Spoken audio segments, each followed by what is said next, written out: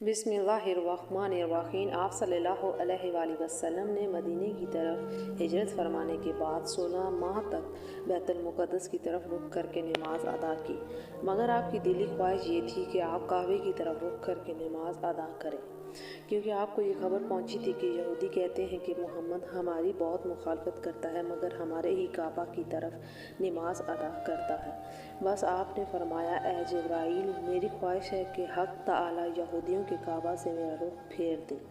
حضرت جبرائیل علیہ السلام نے عرض کیا، یا رسول اللہ، آپ خدا سے دعا کیجئے۔ آپ صلی اللہ علیہ وآلہ وسلم جب بیت المقدس کی سمت نماز ادا کرتے تو ہر نماز میں سر اٹھا کر آسمان کی طرف دعا کرتے اور آسمانی حکم کا انتظار کرتے، کیونکہ آسمان دعاؤں کی قبلہ گاہ ہے۔ ایک حدیث میں آتا ہے، ہم آپ کے بار بار آسمان کی طرف نظر اٹھا کر دیکھنے کو دیکھ رہے ہیں، بس ہم عنقریب آپ کا رخ اسی کعبہ کی طرف پھیر دیں گے جسے آپ پسند کرتے ہیں۔ بس نماز ہی میں آپ نے کعبے کی طرف رخ پھیر لیا، اور جو لوگ مسلمان مسجد میں آپ کے پیچھے موجود تھے ان لوگوں نے بھی کعبے کی طرف مسجد حرم کی طرف رخ پھیر لیا۔ چونکہ آپ نماز ہی میں کعبے کی طرف گھوم گئے تھے، اس لیے مسلمان بھی آپ کی طرح ساتھ ہی گھوم گئے تھے۔ ایک اور حدیث میں آتا ہے کہ صحیح بخاری میں مذکورہ ہے کہ لوگ مسجد کعبہ میں صبح کی نماز پڑھ رہے تھے کہ ایک شخص آیا اور اس نے بیان کیا، آپ صلی اللہ علیہ وسلم پر قرآنی آیت نازل ہوئی ہے جس پر ہم کو کعبے کی طرف رخ کر کے نماز پڑھنے کا حکم ہوا ہے، بس تم بھی اس کی طرف رخ کر لو، اور سب نمازی کعبے کی طرف رخ کر کے نماز ادا کرنے لگے۔ باری تعالیٰ نے فرمایا ہے، اب تو یہ بے وقوف ضرور یہی کہیں گے کہ مسلمانوں کو کس بات نے اس کعبے بیت المقدس سے پھیر دیا ہے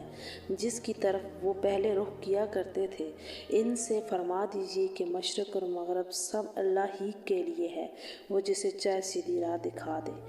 اذان کے بارے میں کچھ یوں ہی بیان ہوا کہ حضرت عبداللہ بن عمر رضی اللہ تعالیٰ عنہ سے مروی ہے کہ آپ صلی اللہ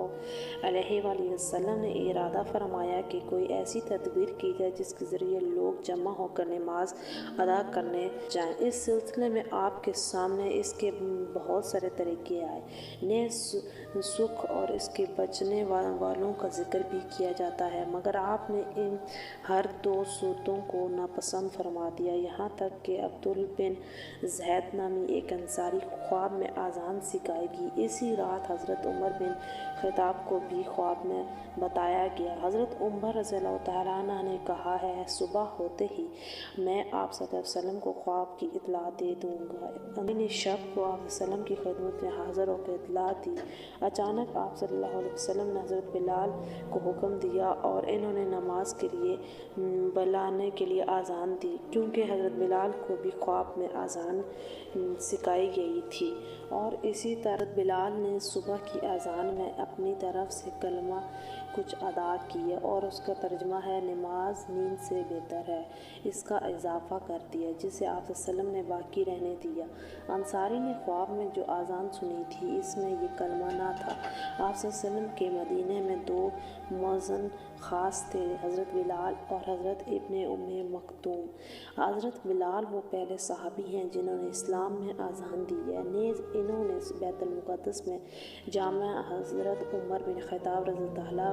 میں بھی اذان دی ہے۔ دونوں اذانوں کو حضرت بلال نے دیا ہے، اور دمشق میں ان کا وصال ہوا ہے۔ حضرت ہجرت کے پہلے سال آپ صلی اللہ علیہ وسلم اپنی مسجد تعمیر فرما چکے تب اذان دی گئی۔ رہا یہ امر کہ خاص اذان ہی کو ایک شخص کے خواب کے ذریعے مروج کیوں کیا گیا، وحی کے ذریعے کیوں نہیں کیا گیا، تو سو اس کے آپ صلی اللہ علیہ وسلم کی عظمت و شان، آپ کی بلند ذکر مقصود تھی، کیونکہ غیر کی زبان سے آپ کی عظمت ادا ہو، اس سے آپ کا ذکر و خیر زیادہ اعلیٰ ادا ہوگا۔ ایک روایت یہ ہے کہ اس خواب سے پہلے آپ صلی اللہ علیہ وسلم کو بھی یہ خواب آ چکا۔